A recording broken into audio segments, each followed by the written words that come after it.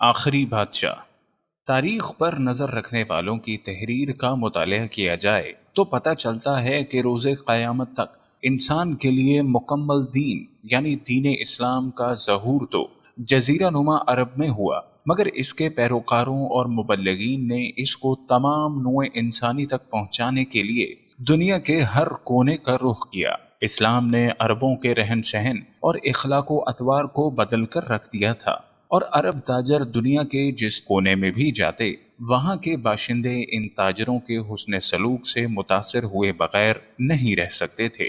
برصغیر پاک و ہند میں بھی اسلام کا آغاز عرب تاجروں سے ہوا۔ ان تاجروں سے متاثر ہو کر پہلے ساحل مالابار کی ریاست کندنگانور کے حکمران راجہ سامری نے، اور بعد میں قالی کٹ کی بندرگاہ کے حکمران راجہ زمورن نے اسلام قبول کیا۔ جب ان حکمرانوں نے اسلام قبول کیا تو ان کی رعایا بھی اپنے حاکموں کی تقلید کرتے ہوئے مشرف با اسلام ہو گئی، لیکن اس کا کیا کیجئے کہ چند سال سے فرقہ پرستوں نے ہندوستان سے اسلام اور اس کے پیروکاروں کی بیخ کنی کرنے میں یہود و نصارہ کی پوری نیابت اختیار کر رکھی ہے۔ مسلم نسل کشی کا ننگا ناچ، اسی طرح کبھی مسلمانوں کے پرسنل لا میں مداخلت، کبھی دینی مدارس کو دہشت گردی کا مرکز قرار دینا، مسلم حکمرانوں خاص طور پر حضرت عالمگیر رحمت اللہ کی جانب سے لوگوں میں اس قدر پروپیگنڈا کرنا کہ غیر تو غیر اپنے بھی اسی پرفریب سیلاب میں بہہ پڑیں۔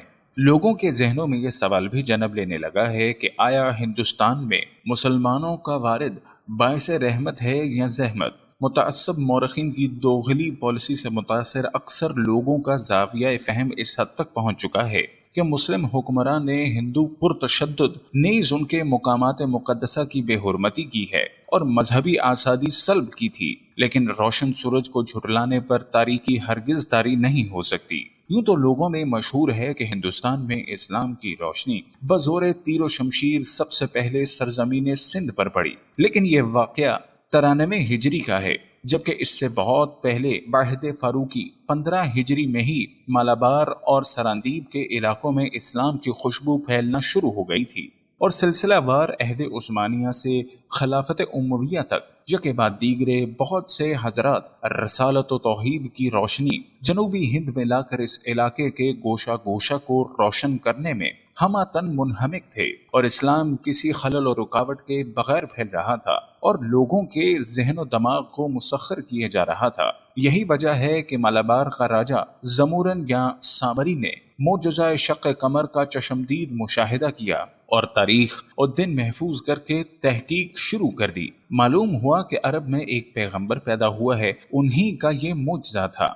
الحاصل راجہ نے بصر و چشم اسلام قبول کر لیا اور اپنی سلطنت ترک کر کے سراپا ہدایت و رحمت صلی اللہ علیہ وسلم کی بے پناہ اشتیاق میں ان کے کوچے کی طرف چل پڑا، لیکن وقت کا سوائے خدا کو کسی کو علم نہیں، قبل اس کے کہ وہ اپنی تشنگی بجھاتا دل کے ارماں دل ہی میں لیے مالک حقیقی سے جا ملا۔ راجہ داہر کے سیاہ کرتوت اور اس کے ہمراہیوں کی دراندازی کے محمد بن قاسم کا ہندوستان اہم ہندی سے ترجمے کے حوالے سے شہباز بخت رقم تراز ہیں کہ 8ویں صدی عیسوی کے دوران ہی محمد بن قاسم آئے۔ آپ نے ہندوستان کی سرزمین میں مسلم حکمرانی کا پرچم لہرا دیا تھا۔ عامر نصیر الدین سبتگین حکومت 13 سال 984 سے 997 عیسوی۔ محمود غزنوی حکومت 32 سال 998 سے 1030 عیسوی۔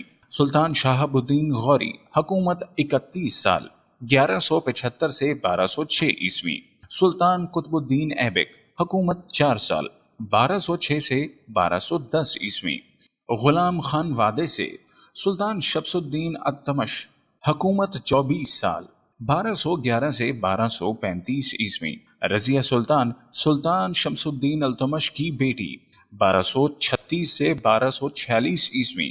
سلطان نصیر الدین محمود حکومت 20 سال 1246 سے 1267 عیسوی۔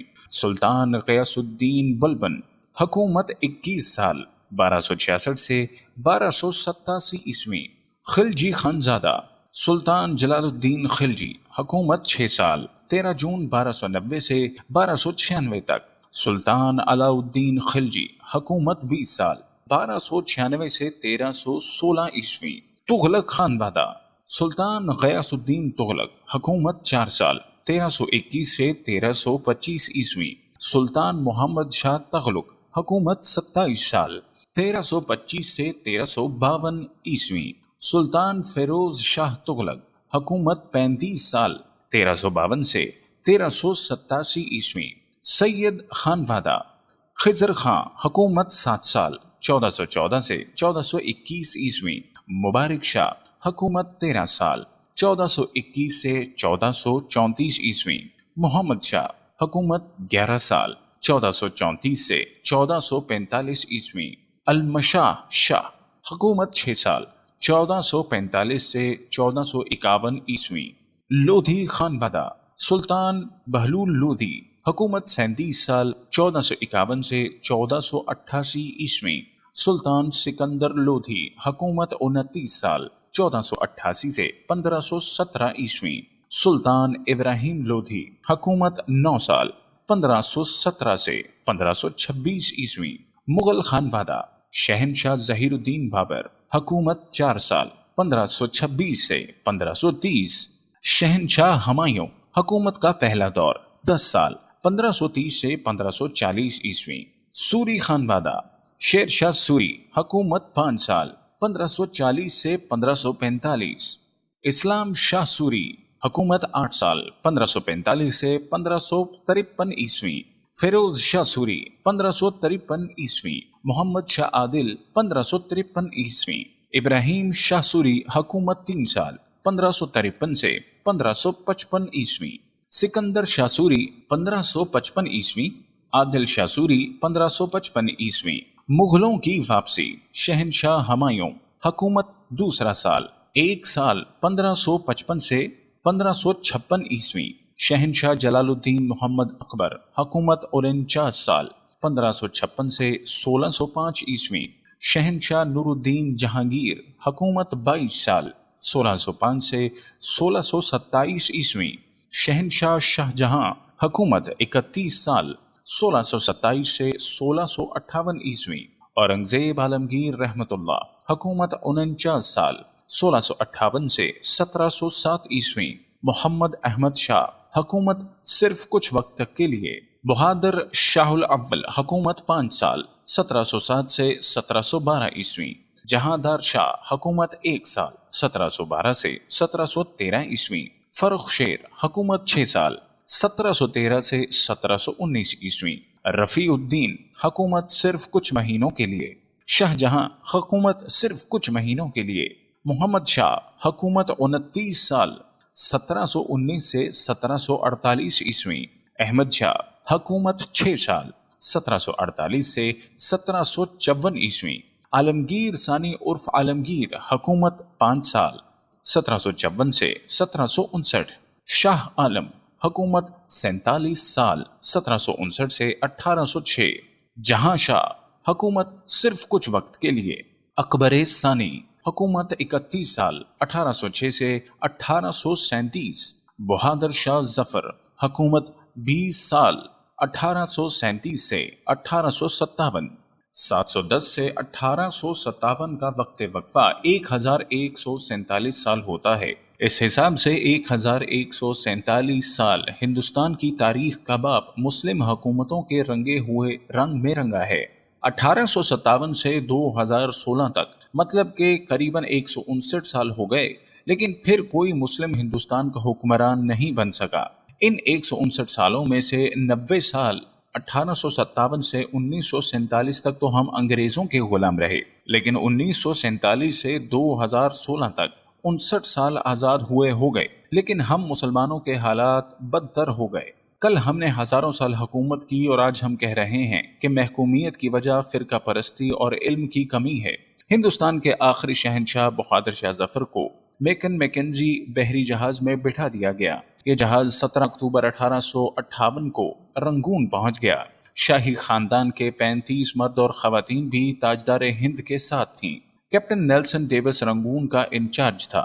وہ بندرگاہ پہنچا، اس نے بادشاہ اور اس کے حواریوں کو وصول کیا، رسید لکھ کر دی اور دنیا کی تیسری بڑی سلطنت کے آخری فرمانروا کو ساتھ لے کر اپنی رہائش گاہ پر آ گیا۔ نیلسن پریشان تھا۔ بہادر شاہ ظفر قیدی ہونے کے باوجود بادشاہ تھا، اور نیلسن کا ضمیر گوارا نہیں کر رہا تھا کہ وہ بیمار اور بوڑھے بادشاہ کو جیل میں پھینک دے۔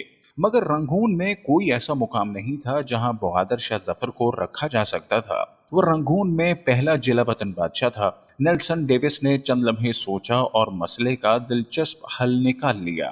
نیلسن نے اپنے گھر کا گیراج خالی کرایا اور تاجدار ہند ذل سبحانی اور تیموری لہو کے آخری چشم و چراغ کو اپنے گیراج میں قید کر دیا۔ بہادر شاہ ظفر 17 اکتوبر 1858 کو اس گیراج میں پہنچا اور 7 نومبر 1862 کو 4 سال وہیں رہا۔